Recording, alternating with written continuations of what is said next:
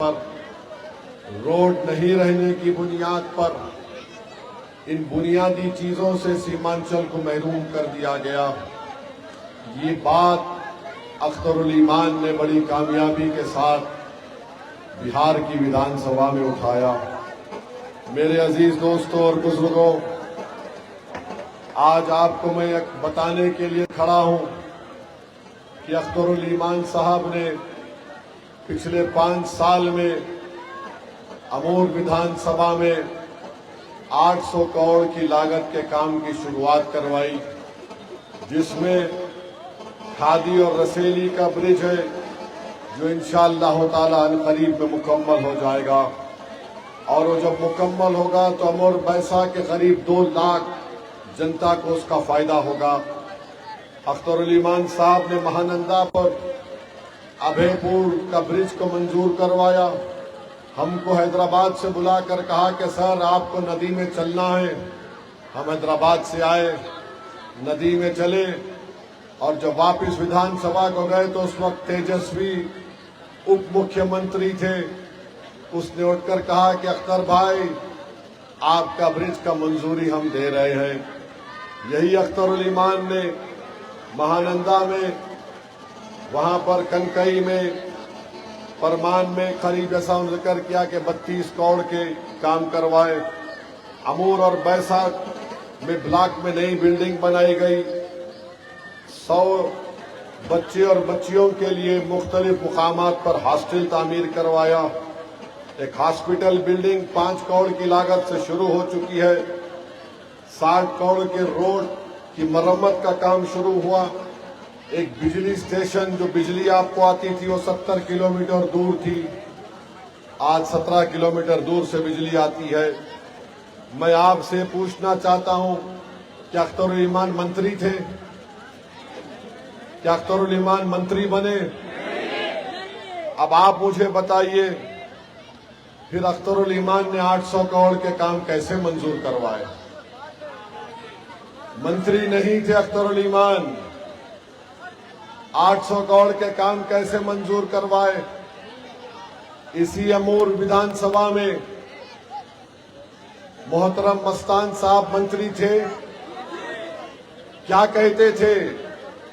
जमीन कटती तो बोलते धसाव हो गया, धसाव हो गया। अख्तरुल ईमान 5 साल में बगैर मंत्री हुए इतना काम करवाए। और ये जो हमारे 4 विधायक, ये बेईमान जो जमीन बेचकर भाग गए, उन्होंने क्या कहा कि हम विधायक रहकर काम नहीं करा सकते, हमको मंत्री बनना है, सरकार बनाने से मतलब है। मेरे भाई अख्तरुल ईमान ने बता दिया कि ना आपको सत्ता की जरूरत है, ना मंत्री की जरूरत है। अगर जरूरत है तो जिगर की जरूरत है, जो अख्तरुल ईमान में है। जिनके पास जिगर नहीं था तो 5-5 मरतबा आपने उनको विधायक बनाया, मंत्री भी बन गए, मगर कुछ नहीं किया। 5 साल में अख्तरुल ईमान ने ये काम को शुरू करवा दिया। और 5 साल अगर मिलेंगे इंशाअल्लाह ताला तो अख्तरुल ईमान इस विधानसभा को एक नई राह पर लेकर जाएगा। जो लोग आज मजलिस से पूछते हैं, अख्तरुल ईमान से पूछते हैं कि बताओ तुमने क्या काम किया 5 साल में, अरे जालिमों, तुम्हारे मुंह में जबान आ गई, तुम 5 साल का हिसाब पूछ रहे हो। मैं तुमसे 30 साल का हिसाब पूछूंगा तो क्या तुम जवाब दे पाओगे? मैं तुमसे पूछूंगा 50 साल का हिसाब, कांग्रेस का राज 20 साल, राजद का राज 15 साल, जेडीयू का राज 20 साल, जिसमें बीजेपी के साथ, उन तमाम का हिसाब पूछूंगा मैं, तो बताओ तुम हिसाब दोगे? मेरे भाई 5 साल में अख्तरुल ईमान ने ये काम करवाए, ये काम को शुरू करवा दिया।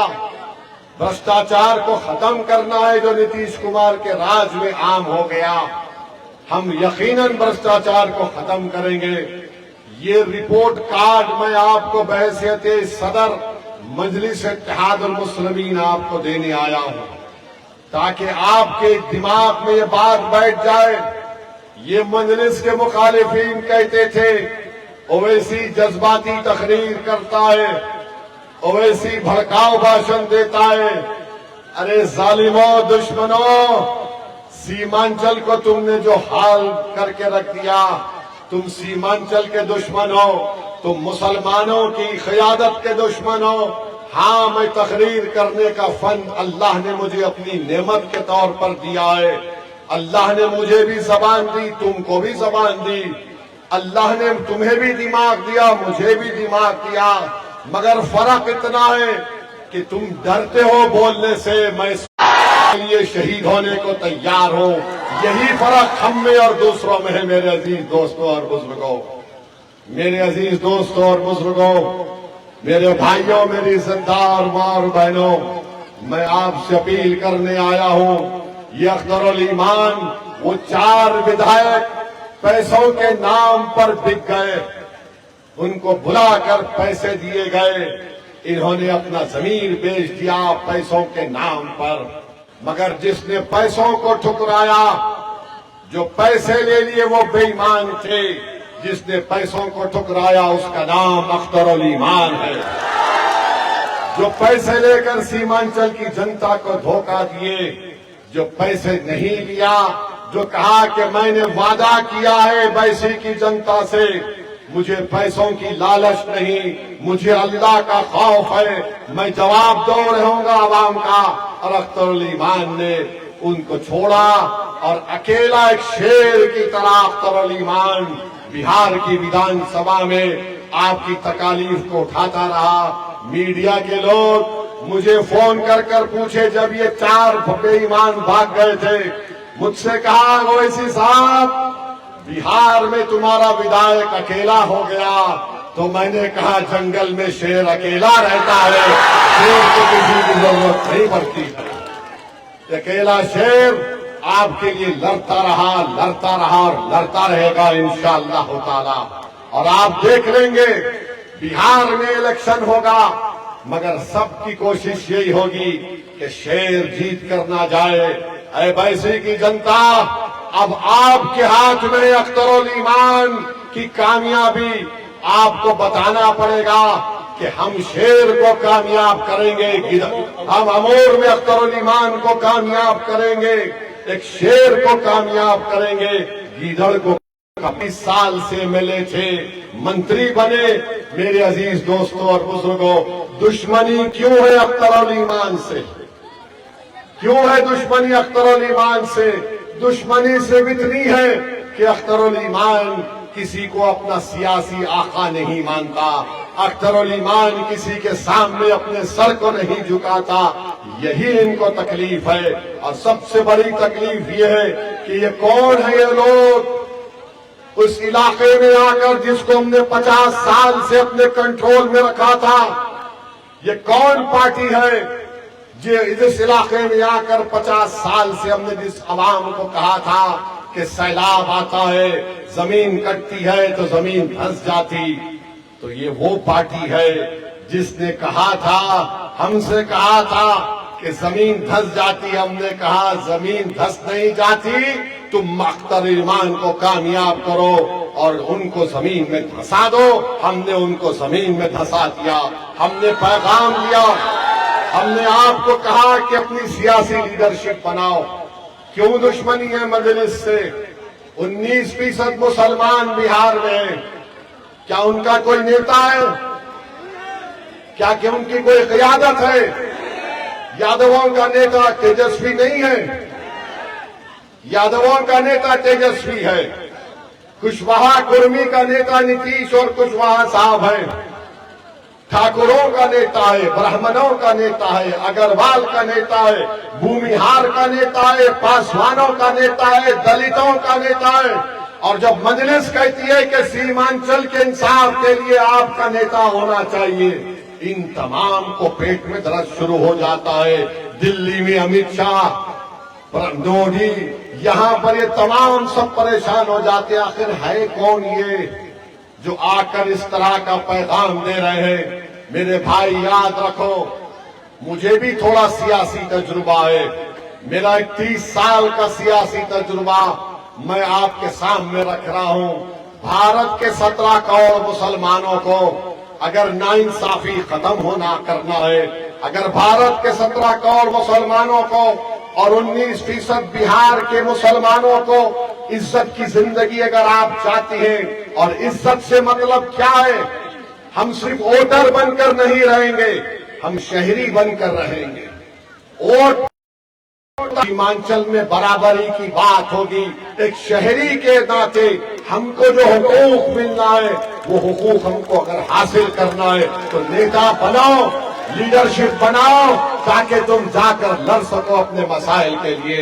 वरना याद रखो, जो कानून मोदी, नीतीश कुमार, कुशवाहा, ये चिराग पासवान ने बनाया, वो कानून से हमारे मस्जिदों को छीनना चाहते हैं। वक्फ तरमीमी कानून के तहत वो दरगाह और खानकाहों को छीनना चाहते हैं, ईदगाह की जमीन को हासिल करना चाहते हैं। और आप जानते हैं, जो जायदाद वक्फ होती है उसका मालिक इंसान नहीं होता, उसका मालिक जमीन और आसमान का खालिक अल्लाह होता है।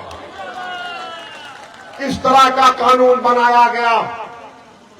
नीतीश कुमार की पार्टी से लोकसभा में उनके लीडर, क्या नाम है उन्हें, नीतीश कुमार के पार्टी के लोकसभा मंत्री है, हाँ ललन सिंह, कुछ नहीं होगा ऐसा मुंह भर भर के बोल रहे थे, कुछ नहीं होगा।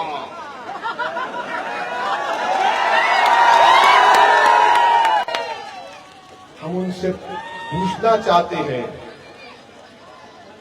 बिहार में जो मंदिर का बोर्ड है, जिसके तहत हमारे हिंदू भाइयों के पूरे मंदिर आते हैं, उसमें क्या कोई गैर हिंदू मेंबर बन सकता है? नहीं बन सकता है। बहुत अच्छी बात है, बोर्ड गाया बिहार में है और उसके एक्ट में लिखा हुआ है कि सिर्फ हिंदू और बौद्ध मजहब के लोग उसका मेंबर बन सकते हैं। तो हमारे वक्फ बोर्ड में कैसा एक गैर मुस्लिम मेंबर बन रहा है? बता ललन, बताओ। नहीं बता पाएंगे, बोलेंगे नहीं नहीं सिर्फ 3 बन रहे। अरे 3 भी क्यों बनेंगे? 3 भी क्यों बनेंगे? तो क्या तुम वहां पर भी 3 बनाओगे? बोलेंगे नहीं नहीं कैसा आएगा वहां पर। मेरे भाई, ये इस तरह का कानून बनाया गया है। बिहार के वक्फ बोर्ड में अपने आप वक्फ बोर्ड बनेगा, गैर मुस्लिम को बनाएंगे नीतीश कुमार, ललन सिंह। हम पार्लियामेंट में जब बिल लाए, मैंने उसको कानून के तहत उसके इंट्रोडक्शन को, उसकी मुखालिफत की, कमेटी का मेंबर बनाया गया। अल्लाह ने मुझे मौका दिया उस कमेटी में खिदमत करने का। हर मीटिंग में मैं तैयारी करके आता था। आज बोल रहा हूं, बिहार में जब हमारी कमेटी आई तो कई बीजेपी आरएसएस के ऑर्गेनाइजेशन आकर उस बिल की तारीफ कर रहे थे। मैं उनके सामने बैठकर पूछता था, बताओ क्या बिहार के आपके धर्म के बोर्ड में आप किसी मुसलमान को मेंबर बनाओगे? तो बोले कैसे बन सकता है? मैंने कहा बहुत अच्छा है। मैंने उनसे पूछा, आपके पास वक्फ यूजर की तरह यूसेज है, क्या आप उसको रखोगे, निकालोगे? बोले रखेंगे। फिर यहां क्यों निकाल रहे हैं?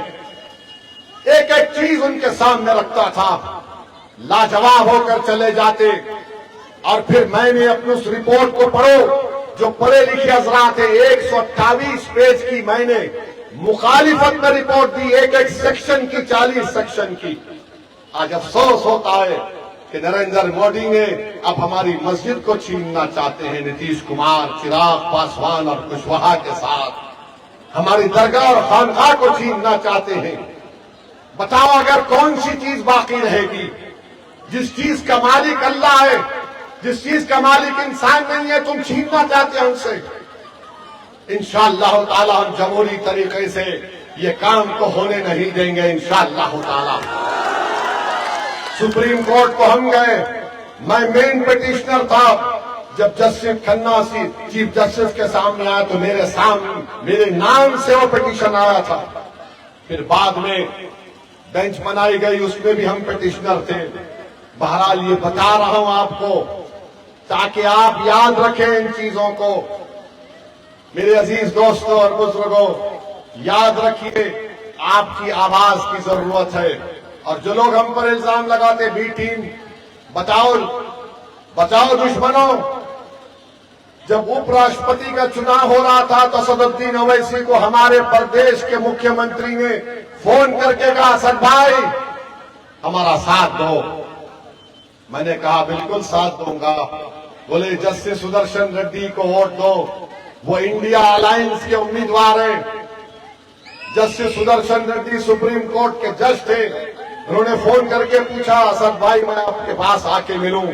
मैंने कहा सर मत आइए, आप बुजुर्ग हैं, हम आपकी इज्जत करते हैं। हमने जबान दिया है रेवंत रेड्डी को, कांग्रेस के मुख्यमंत्री को हम वोट डालेंगे। मेरा एक ही वोट था, ज्यादा वोट नहीं थे।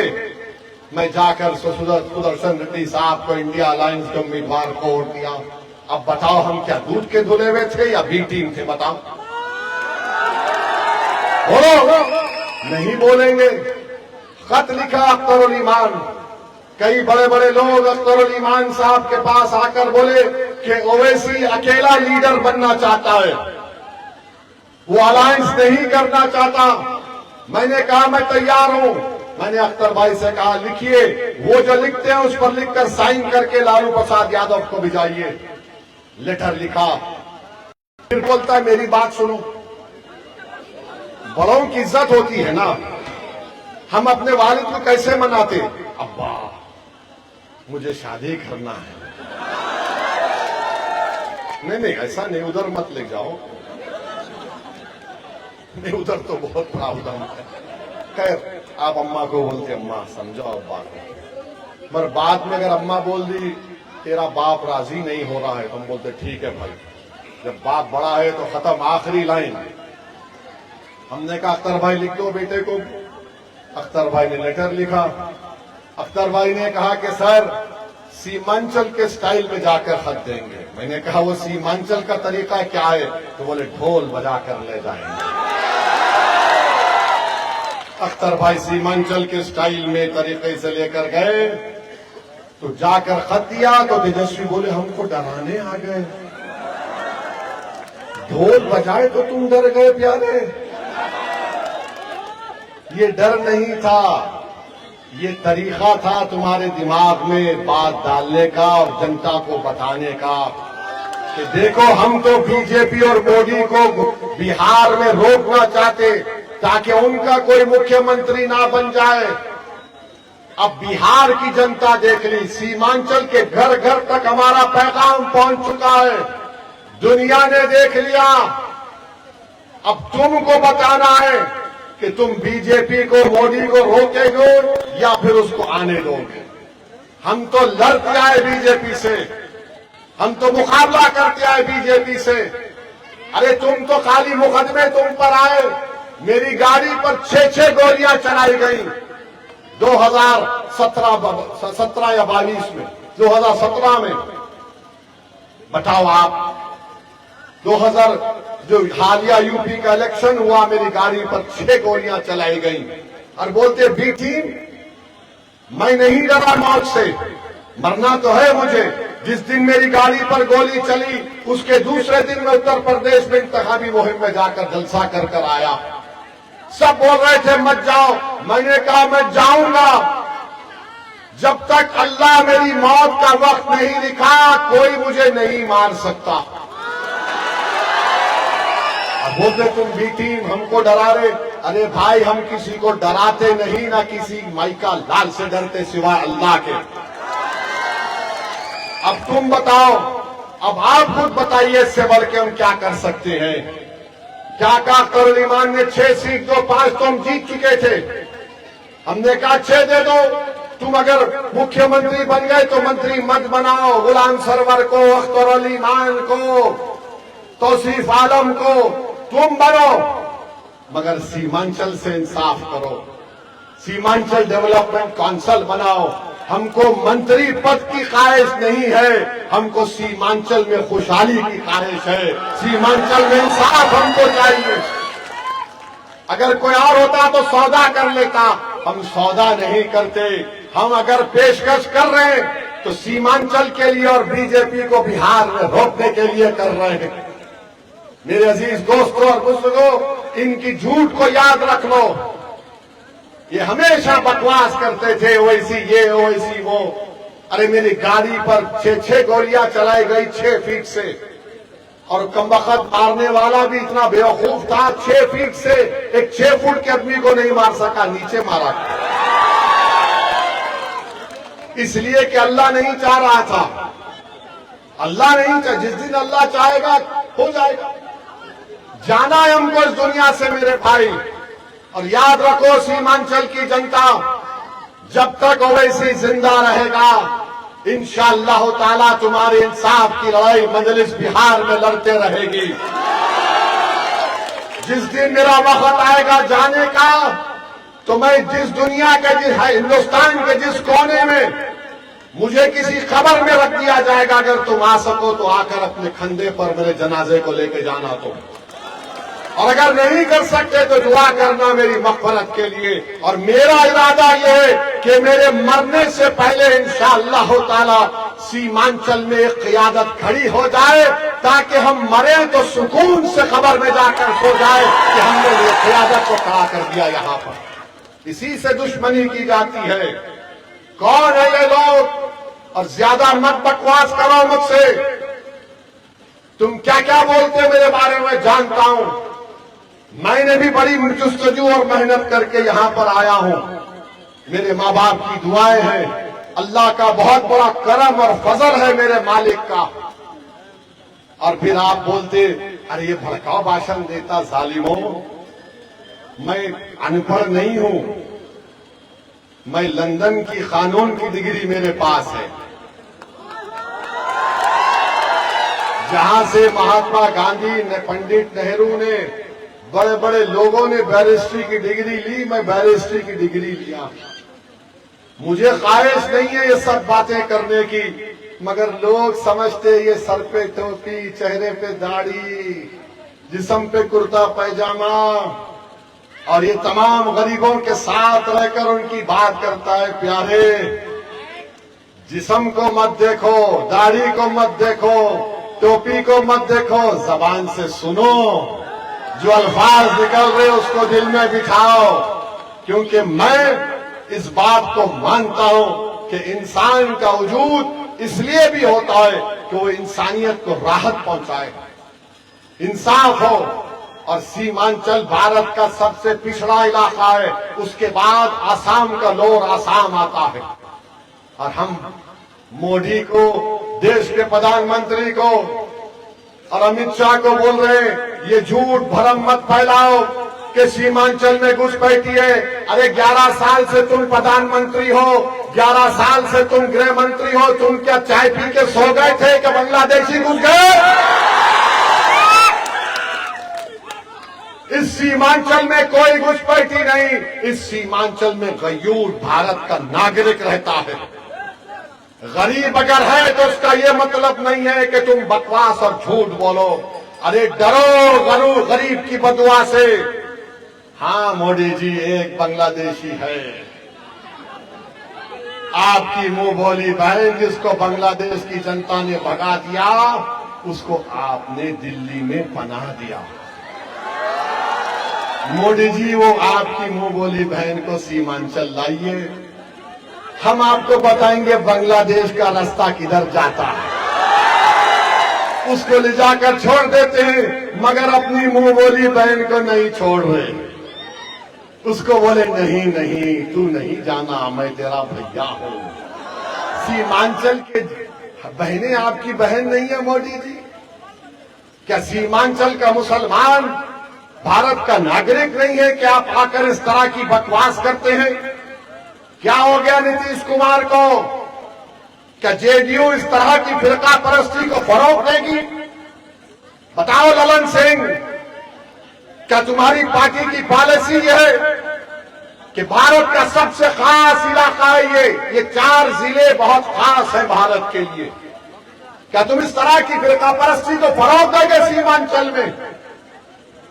ये इनकी नफरत है मुसलमानों से, मोदी की और उनकी बीजेपी की पार्टी की। सीमांचल में एम्स नहीं खोलते, सीमांचल में वो अलीगढ़ मुस्लिम यूनिवर्सिटी का कैंपस है, उसको सही नहीं करते। जलालगढ़ है ना अख्तर भाई, वो जलालगढ़ से किशनगंज तक पटरी की लाइन डालना है, नहीं डालते। अमूर होते जाएगा वो, हाँ नहीं डालते। और फिर आप देखो गाया में फैक्ट्री खोलने की इजाजत, पूरी रियायत, सीमांचल में नहीं। अरे अनन्नास उगता, चाय उगती, मकाई उगता, यहाँ पर क्या क्या नहीं चीज बनती यहाँ पर। मगर मोदी आते हैं सीमांचल को, भाइयों बहनों, सीमांचल में बहुत आबादी बढ़ रही है, घुसपैठी आ रहे हैं। ये मोदी जी कौन सी चाय पीकर आप ये बकवास करते हैं, समझ में नहीं आता। और उनकी जनता बैठी हुई थालियां बजाती, अरे वो प्रधानमंत्री है, अख्तर अली मान नहीं है। होम मिनिस्टर अमित शाह है, गुलाम सरवर नहीं है। मगर इंशाअल्लाह ताला मैं आपसे वादा कर रहा हूं, जिस दिन सीमांचल में हमारी लीडरशिप बनेगी, मुझे पूरा यकीन है कि वो सीमांचल का नौजवान लड़का लड़की एक दिन बिहार की क़यादत करेगी। वो दिन दूर नहीं है मेरे अजीज दोस्तों। मेरी बात को तुम ये रद्द नहीं करना कि जज्बात में ला रहा है, शायद मैं जिंदा ना रहूं, मगर एक दिन आएगा जब सीमांचल की बेटी और बेटा भारत की भी लीडरशिप करेगी इंशाअल्लाह ताला। आप में काबिलियत है, आप में बहुत काबिलियत है, मगर सिर्फ इतना है कि आपको मुत्तहिदा अपने वोट का इस्तेमाल करना पड़ेगा, मजलिस को कामयाब करना पड़ेगा, अख्तर अली मान को दोबारा भारी अक्सरियत से आपको कामयाब करना है, बटन छाप पर बटन दबाना है। पड़ोस में गुलाम सरवर साहब हैं, उनको भी कामयाब करना है। और जो 4 लोग पैसे को अपना खुदा मानकर सीमांचल की जनता को छोड़कर चले गए, अरे जालिमों, दौलत तो कानून को काम में नहीं आई थी, शद्दाद को काम में नहीं आई थी। तुमने कितने गरीबों का दिल तोड़ा तुमको अंदाजा नहीं है। इंशाअल्लाह ताला अल्लाह तुमको देख लेगा, अल्लाह तुमको देख लेगा, मुझे यकीन है। अल्लाह ताला अब के बार अररिया से एक भारी अक्सरियत से मजलिस के नुमाइंदे मिले बनकर बिहार की विधानसभा में जाएंगे इंशाअल्लाह ताला। मैं जो फिजा देख रहा हूं, जो तब्दीली पैदा हो रही है, 5 साल पहले ऐसे हालात नहीं थे। जहां कहीं भी हम नुक्कड़ सभा करने गए, वो नुक्कड़ सभा जाकर एक जनसभा में तब्दील हो गई। और आप देखते हैं कि दूसरे पार्टी के जो जलसे होते हैं, राजद के, कांग्रेस के, भाजपा के, उनके जलसे में लोग खाना की पार्टी,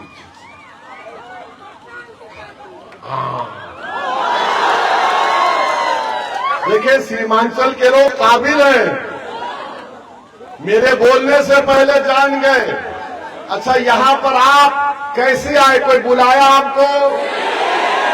आप किसकी मोहब्बत में आए? नहीं, किस पार्टी की मोहब्बत में आए? अच्छा, जब आप मजलिस की मोहब्बत में आए तो एक बार अपना सेलफोन का लाइट खोल दो, पूरा लाइट खोल दो, ताकि पटना तक जालिमों को मालूम हो जाए कि यहां पर दोबारा अख्तर अली मान कामयाब होगा इंशाअल्लाह ताला। यहां पर पतन छाप पर वोट पड़ेगा, यहां पर मजलिस का परचम लहराया जाएगा, यहां पर जुल्म का खात्मा होगा, यहां पर गद्दारों को कोई नहीं वोट डालेगा इंशाअल्लाह ताला। तो लगाओ मेरे साथ नारा, सीमांचल जिंदाबाद, सीमांचल जिंदाबाद, सीमांचल जिंदाबाद, सीमांचल की जनता जिंदाबाद, अमोर वैसा की जनता जिंदाबाद। नारे तकबीर, नारे तकबीर।